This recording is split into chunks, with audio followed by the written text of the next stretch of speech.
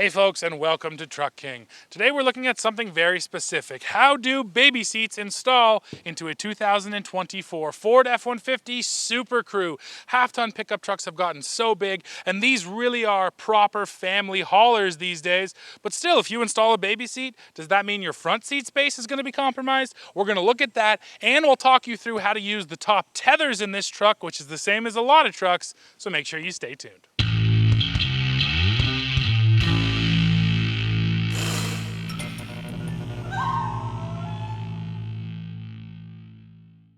Before I actually install that seat, we have to go to what is the natural starting point, the owner's manual. Now, first of all, you should read all of the literature on your own child seat. Every seat is a little bit different, so it's important to read that. And then we're going to go to the owner's manual here on the F-150.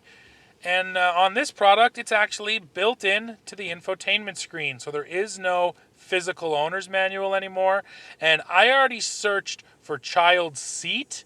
So this is what comes up when you make that search. Lots of information, and specifically I'm looking for those top tether anchor points. So let's click right there. It shows you where they are in a reg cab, in a crew cab, and in a super cab. And then as I scroll left or right over here, we start getting into the written. And I'm not going to go through all this. I just want to make the point that they offer a ton of detailed information on which restraints you should be using, at what weights you should be using them, how to seatbelt install, all of these different things you need to learn once you have small children and you need to start installing car seats. So that's just my first bit of advice, is make sure you go into your owner's manual for the F-150 and for your car seat and just understand everything there is to know. Because look, there's so much information here, but I appreciate that. You want to make sure your kids are safe? Well, make sure you go and read all of that info. And here's the info for the top tethers. We'll get to this in a little bit. But this truck uses these loops, these soft loops on your rear seat, and this is a very common setup for pickup trucks, so I'm happy it uses them, because this lesson or this install is going to apply to many different trucks. So yeah, read your owner's manual. Now let's get back there and put the car seat in. All right, let's install a baby seat. So this is the Graco Extend2Fit Platinum, and it is one of the larger rear-facing seats you're going to find because we have this leg rest on here. This is for those tall kids who still don't meet the weight requirements for turning around and going forward-facing. And this does have different settings, but I pulled it all the way out today. I want to use this thing at max extension to see how it affects my driving position. Now, the first thing I did is I did push this seat all the way forward. I think you should always start there when installing a child seat. Just give yourself the maximum amount of space to work with.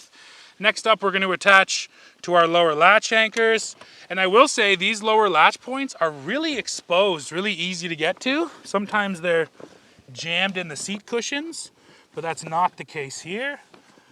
I also like this seat because of this. It uses this buckle system, so you don't have to manually tighten. It's going to do that job for me. So we clip it on there like so. Go like this, and now that buckle will suck it in. And then the real key again with installing child seats is to use your weight. Lean into that seat, not too hard, you don't want to break it. But yeah, use your body weight. Make sure that it's properly adjusted. And then the big test is at the belt path, using your non-dominant hand, in my case the left hand, the seat should move less than an inch. And that's exactly what I've got here. So that's installed now, rear facing all the way with this leg extender out. Now I'm going to go push that front seat forward, and we'll see how I fit if I was to be driving.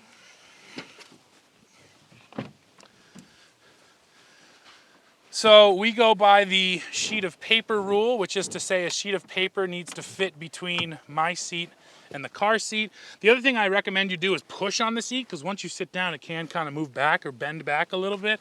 But I think that gives me the clearance I need right there. I'll even cheat it forward just one more position. And here I am, and this is the beauty of a half-ton truck. This is definitely one of the reasons why you might step up to a half-ton over a midsize. I have plenty of space. In fact, if I was driving this, I probably would pull forward to be about there. It's a little more comfortable. This truck also has the adjustable steering wheel, so you can push it in a little bit. Yeah, loads of space here. And like I said, that's one of the largest rear-facing seats you're gonna find. So it is safe to say that in a modern F-150 with the SuperCrew setup, you're not gonna really have to accommodate having a rear-facing child seat back there up here in the front row, which is good news.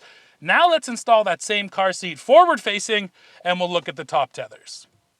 Now let's do forward facing. So this is still the Extend2Fit Platinum. This seat can be rotated so you can do rear or forward. Make sure you check the regulations on your own seat to see if it can do that. What all these seats will have though when they're forward facing is a top tether. It looks like this one right here.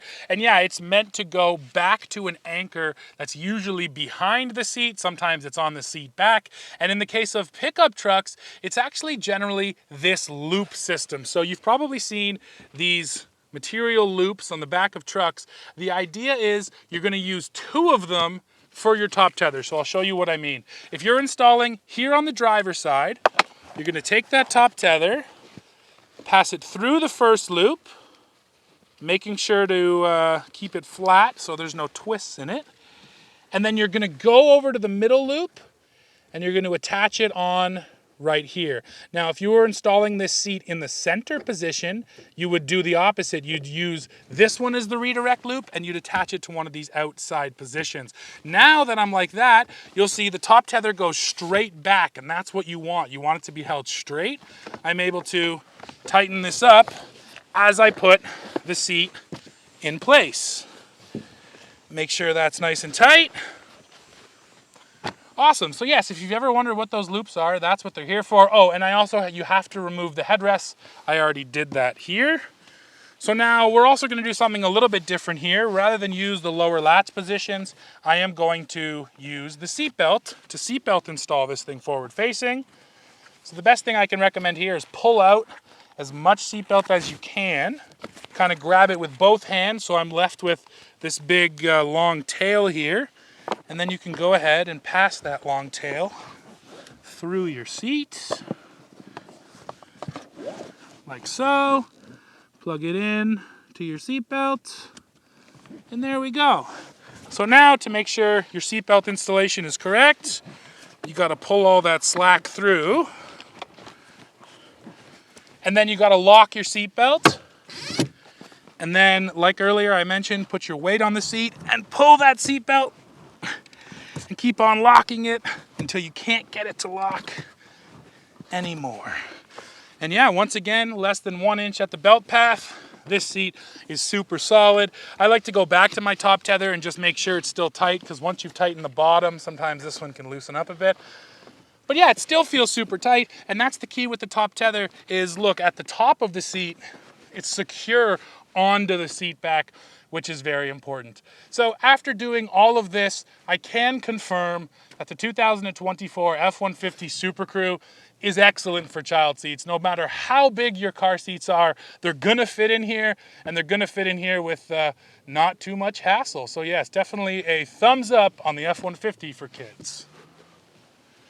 All right, folks, well, we have come to the end of this one. Now, yes, we did prove today that if you go for one of these new F-150s, in the front seats, you don't have to compromise whatsoever for your child seats in the back. But taking a step back and sort of looking at the larger picture, half-tons today, with their largest cab sizes, are super family-friendly. That is what people were asking for years. They were saying, I want my truck, I want all of the things that come along with owning a truck, but I also need to take my family, and this is where we have ended up. These trucks are massive inside. So the consideration you have to think about is, if you have a big family, you're pretty much stepping up to a half-ton. If you have one kid or none, you can probably get away with a mid-sizer, but there is a significant difference in that rear seat space from a mid-size up to a half-ton.